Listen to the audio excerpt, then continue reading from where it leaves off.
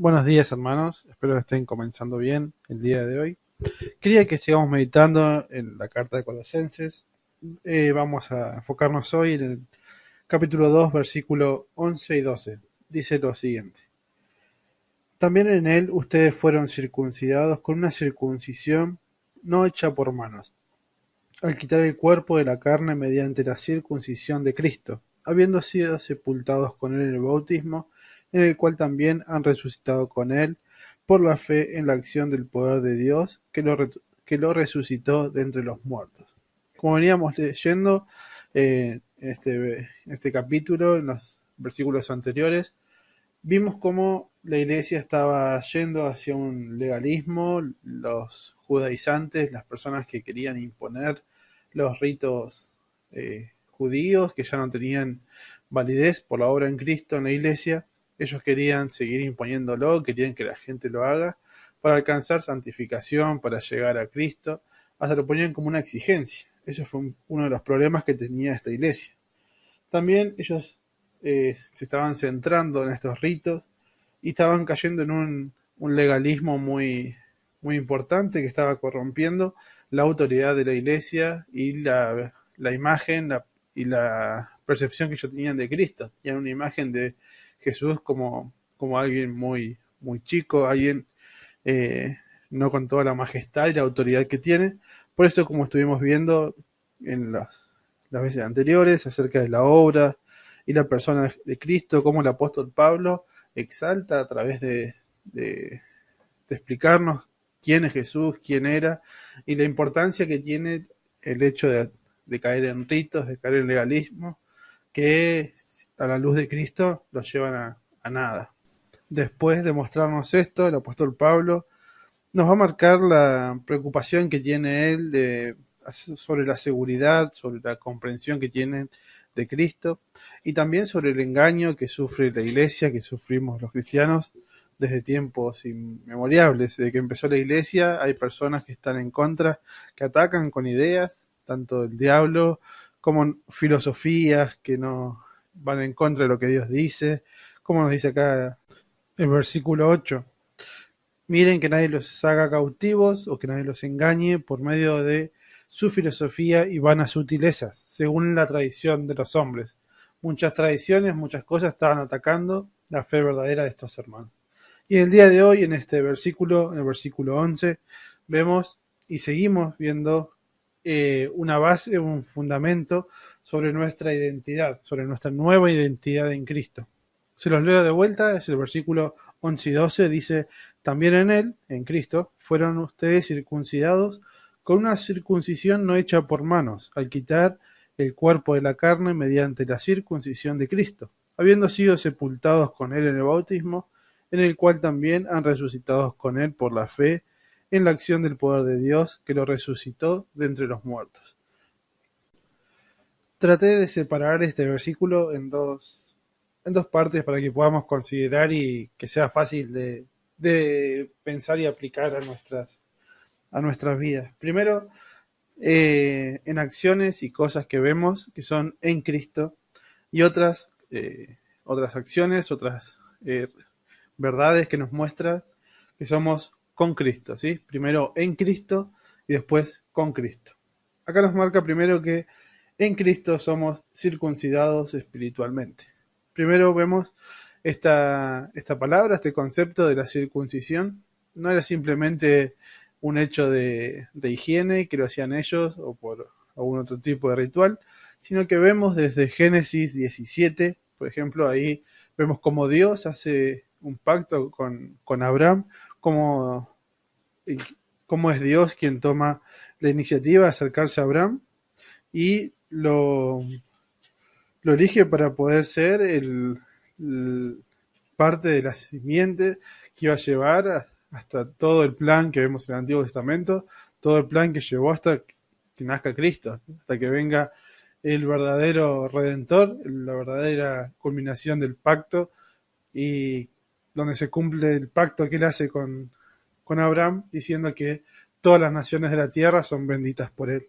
El pacto que él hace, perdón, lo vemos acá en Génesis 17, En el versículo 1, se los leo, dice: Cuando Abraham tenía 99 años, el Señor se le apareció y le dijo: Yo soy el Dios Todopoderoso, anda delante de mí y sé perfecto. Más adelante, en el versículo 8, dice: Y te daré a ti y a tu descendencia después de ti la tierra de tus peregrinaciones, y toda la tierra de Canaán como posesión perpetua. Y termina diciendo ese versículo: Y yo seré tu Dios. Más adelante explica cómo es esta señal, este pacto, esta circuncisión que hace, que es algo que tenía que hacer desde los 8 días y otro tipo de normas que tenían que seguir, que lo pueden leer después, está en Génesis 17. Pero quería centrarme en esto, que el pacto que Dios hizo con Abraham era un pacto de Dios tomando la iniciativa para hacer el pacto con Abraham, y la norma que tenía que hacer, más allá de la parte física, es que él sería su Dios. Él sería el Dios y que iba a estar delante de él. Entonces vemos acá que en Cristo nosotros somos circuncidados. Obviamente no somos circuncidados de una forma carnal en el cuerpo. Esto era un poco con los que caían la iglesia de Colosas y muchas iglesias del Nuevo Testamento, porque ellos convivían con la realidad de la tradición de ser circuncidados, de ir a los ritos, y olvidándose de los principios que marcaba con Cristo. En Efesios capítulo 2, del 11 al 13, dice: Por tanto, recuerden que en otro tiempo, hablando hacia los gentiles, hacia los que no son judíos de etnia, ustedes los gentiles en la carne, que son llamados incircuncisión, por la llamada circuncisión, hecha por la carne por manos humanas. Recuerden que en ese tiempo ustedes estaban separados de Cristo, excluidos de la ciudadanía de Israel, extraños a los pactos de la promesa, sin tener esperanza y sin Dios en el mundo. Pero ahora en Cristo Jesús, ustedes que en otro tiempo estaban lejos, han sido acercados por la sangre de Cristo. Este es un texto muy parecido al de Colosenses. El principio parece similar. Mostrarnos cómo estábamos antes, que estábamos lejos, incircuncisos según la ley, pero en Cristo somos acercados, somos parte del pueblo de Dios, del pueblo real de Dios, el pueblo escogido, del pueblo que Él eligió para que Él sea nuestro Dios. Entonces, en primera parte quería que veamos eso, que en Cristo somos hijos de Dios, somos pueblo de Dios. Dios es quien toma y nos hace su pueblo. Después nos marca que con Cristo somos, en el versículo dice, eh, porque con Cristo, habiéndose sido sepultados con Él en el bautismo, en Él también han resucitado con Él, por la fe en la acción del poder de Dios que los resucitó de entre los muertos. Entonces con Cristo somos muertos y resucitados, acá dice mediante el bautismo, como una expresión de identificarnos y de hacer público nuestra fe. Pero con Cristo somos identificados y cuando somos hechos parte de este pueblo. Entonces, hermanos, lo que quería compartir en el día de hoy, se puede seguir después profundizando ustedes en sus casas y leyendo estas hermosas cartas sobre nuestra nueva identidad. Primero, el hecho de la pertenencia, que en Cristo, por medio de Cristo, entramos al nuevo pacto, somos parte del pueblo de Dios, porque Dios tomó esa iniciativa hacia nosotros, como vamos a ver más adelante, que estábamos muertos, estábamos en nuestros delitos y pecados. Y también en esta nueva identidad tenemos un propósito con Cristo, en el bautismo, con la identificación con Él, con su pueblo, con quién es para nosotros, al decir Él es nuestro Dios. En su muerte y resurrección nosotros nos identificamos con Él para vivir para Él. En este hecho, dice por ejemplo en el versículo 12, habiendo sido sepultados con Él en el bautismo, en el cual han resucitado con Él por la fe en la acción del poder de Dios que le resucitó entre los muertos. Esta palabra, han resucitado con Él, significa que estamos vivos con Cristo, estamos vivos en una nueva vida.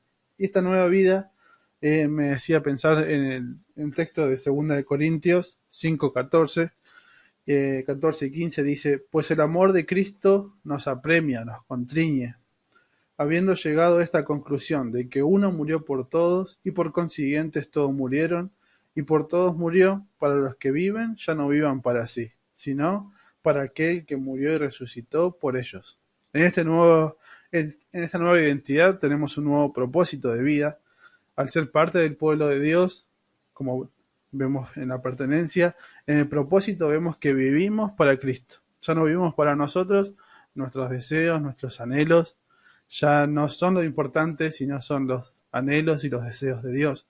Nuestra vida tiene que estar alineada con su propósito, nuestra vida tiene que ser despojada totalmente cada ídolo, cada cosa que ocupa el lugar de Dios en nuestro corazón y aferrarnos a su palabra. Ya no vivimos para nosotros, ya fuimos muertos y resucitados con Cristo y nuestra vida tiene que estar completamente dedicada en cumplir su voluntad, en vivir en santidad, porque eres un Dios santo en cada aspecto de nuestra vida, en cada lugar donde estamos, y llevar el Evangelio a cada persona que conozcamos, a cada persona que tengamos la oportunidad, porque es nuestra nueva identidad, es lo que somos, es lo que Dios nos hizo nacer de nuevo.